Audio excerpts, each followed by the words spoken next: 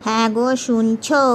তোমার ওই বন্ধু আছে না, বন্ধু ইদ্রিস আলী, ও তোমাকে দাওয়াত দিয়ে গেছে। দাওয়াত দিয়ে গেছে? ইদ্রিস আলী?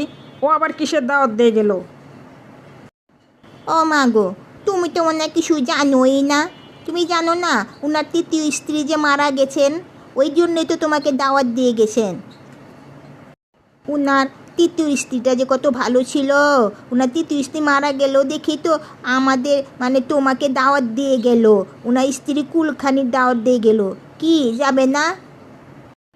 ও, তাই বলো? আমি তো ভুলেই গেছিলাম।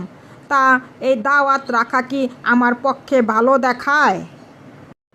আমার বন্ধু তিনবার তিনটি স্ত্রী মারা যাওয়ার পর আমাকে কুলখানির দাওয়াত দিল, দাওয়াত খেলাম, দাওয়াত করলো,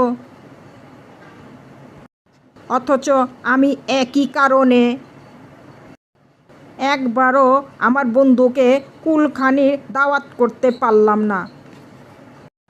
আমার কি বিন্দুমাত্র লোকচক্ষুর লজ্জা শরম নেই?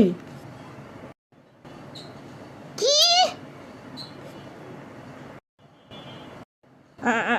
না, মানে মানে আমাদের তো ওকে দাওয়াত দেওয়া দরকার, ওই ব্যাপার আর কি বলছিলাম, তাই না?